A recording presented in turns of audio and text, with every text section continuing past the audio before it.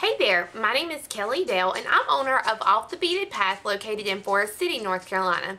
For today's video, I'm going to show you a wonderful tutorial on how to encase an oval Swarovski. These are not flat backs, they are point back stones. This is an 18 by 13 oval, I believe. For the video, you're going to need 2 of the oval Swarovskis. You're going to need a size 11 Delica, that's where all my blue is. And then you're going to need a size 15 seed bead. And you're just going to need a few of those for the front and for the back. So get your materials together. I'm also using a needle size 12 and I'm using a 6-pound fire line.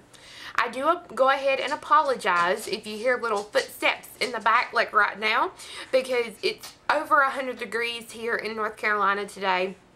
And I have my dogs in the house so that way they can kind of get a restitution from the heat a little bit. So I do apologize if you hear little footsteps, but let's get your stuff together and let's get started. Okay, for the ovals, you want to pick up 32 of your size 11 Delicas. And this is going to be around the edge, and you're going to see it a good bit. So make sure it's a color that you want to really stand out or pop.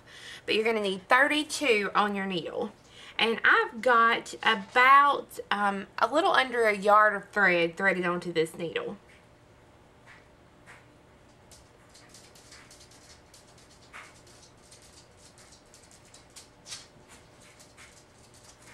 Okay, so that's 20.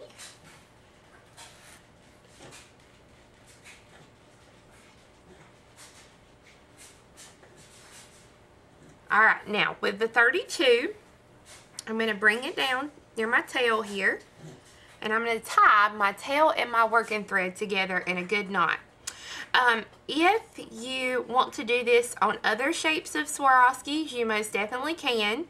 The main thing is you just want to make sure that when you are putting on your beads, that you do an even number of beads in your circle, and that it will fit around the circumference of the widest part of your stone when you put it on there.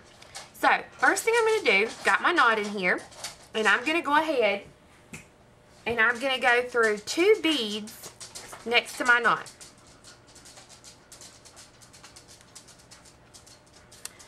And then we're going to get started doing peyote stitch, and it's even counts, very easy. If you've never done it before, then here we go.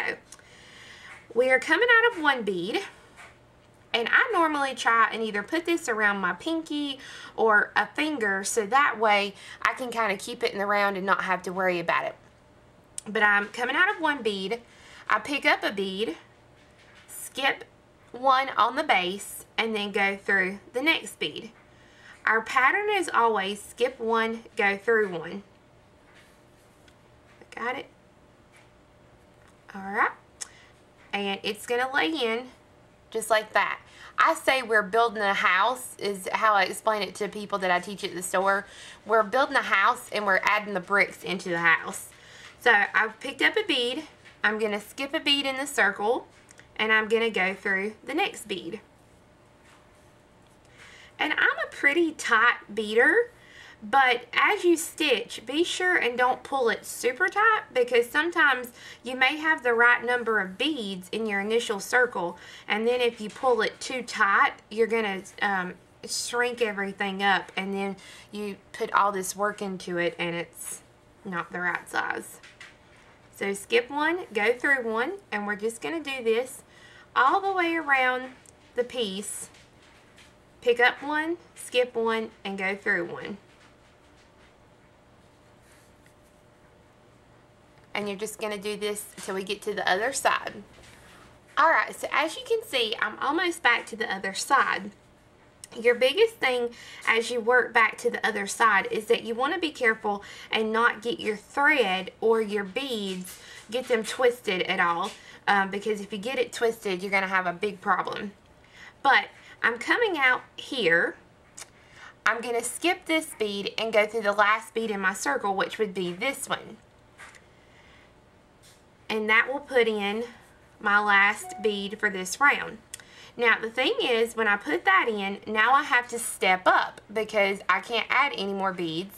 So to step up, I'm going to come up through the first bead that I added in the circle, which is the bead right next to where I'm exiting out. Now comes the fun part. We're just going to go through and we're going to add one more row. So I'm going to pick up a delica. I'm going to skip my little space and go through the very next delica sticking up. Pick up, skip my space, go through the next delica sticking up. And we're just going to go around in the circle, picking up a delica and going through the very next delica that is sticking up. And this is going to give us our third row.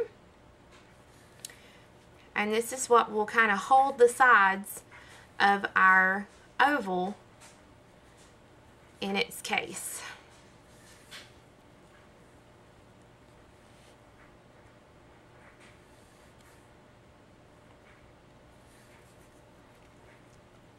And the great part about this project is it doesn't take long to make. And these would make good gifts for teachers. I know here in North Carolina, our schools start back at the end of August. So, you know, these would be great gifts for teachers at Christmas this year, or, you know, good gifts for co-workers, or just anything that you want to do with these because they're so nice and quick to work with. The first time I made a pair of these, I was absolutely blown away at how fast I could get these done. And people look at them and they think, oh my God, they're so cute. You know, I bet you work forever. And you say, oh, I made them. And you just kind of leave out the rest of the details. Okay, so I'm here to the last little set. I'm going to pick up my bead and I'm going to go through the last bead in this circle, which is the lower one right here. Now I'm going to step up by going through the first bead of this row. Okay, so I have finished with my delicas and now I'm going to be working with my 15s for the front side. So what I'm going to do is, just like we did in the last row, except for I'm going to be picking up a 15 instead of a delica. Pick up a 15, go through the next delica sticking up. Pick up a 15, go through the next delica sticking up. And I'm going to go around my circle doing this, and I want to pull these 15s tighter than I did my 11s because I want it to kind of cup up a little bit. So that way it will hold my stone in place.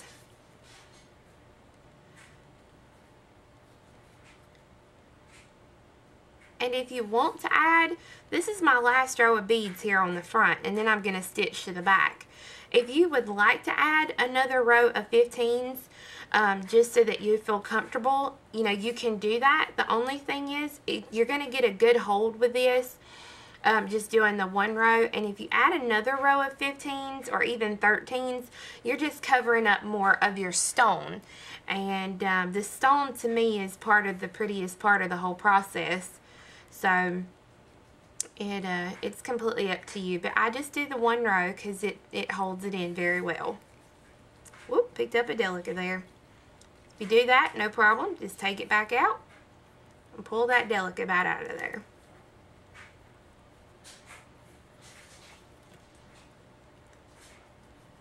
I'm glad to be indoors today doing my bead weaving because, like I said, it is very, very hot outside today, as I think most of the nation is in a massive heat wave.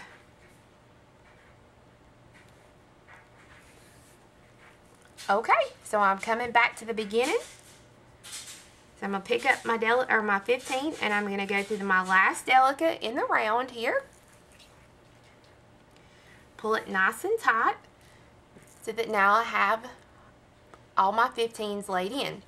Now what I'm going to do at this point is I'm going to take my needle and I'm going to stitch through the beads kind of at a diagonal to come out on the back side, and I want to come out of one of the beads that are sticking up. I'm going to lay my encasement down, and then I'm going to put my stone right in it so that when I get it in, that's what I've got. And look how pretty that stone is. Oh, I love it. Okay, now we got to finish up the back part here. So that's not a problem. And I leave my little tail. You can cut it off if you want to. I like to leave my tail so that I can go back and stitch to it and tie my threads off. But it's completely up to you.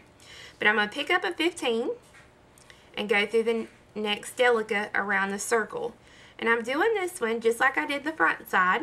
And again, I'm just pulling nice and tight as I go around, so that way I get a good encasement for my stone. Try not to mess with the back of your stone too much because you don't want the coloring to come off. If you feel a little bit weary and afraid that the color might come off of the back, the best thing to do is to coat it with either a resin or to coat it with a clear fingernail polish when you work with it or before you work with it, so that way you won't take any of the coating off the back.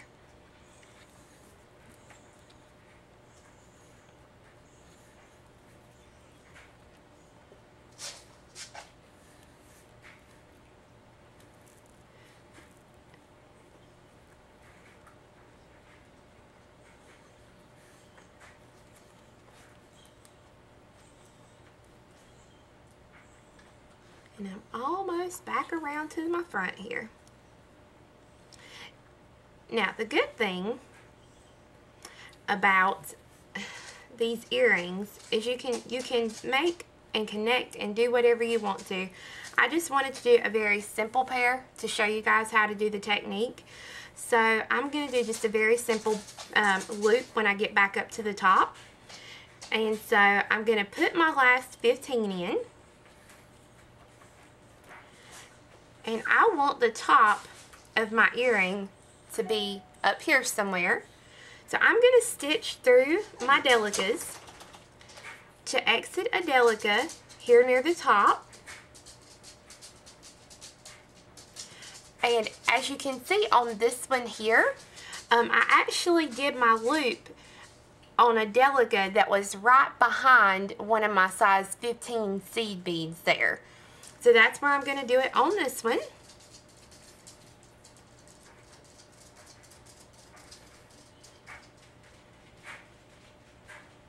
And the good thing about doing the encasement, if it's not exactly centered, you can move your encasement around just a little bit. If you're easy with it, you can move it around and get it to the center and get it topped like you want it to be.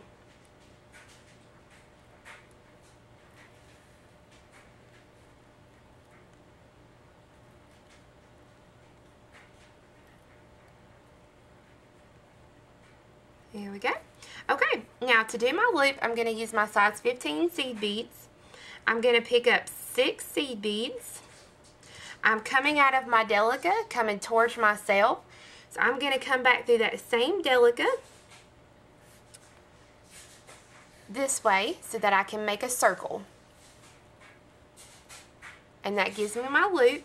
Now I'm going to go back through the loop again just to reinforce it a little bit.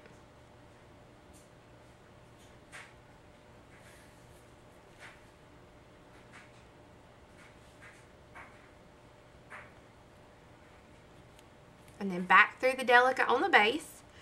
And now I'm going to stitch to the back to where my thread is, and I'm going to tie those 2 threads together, trim the tails, and when I do, this is what I'll end up with. And then all you have to do is take your preferred ear hook and attach it to the loop, and you'll have a beautiful new pair of earrings.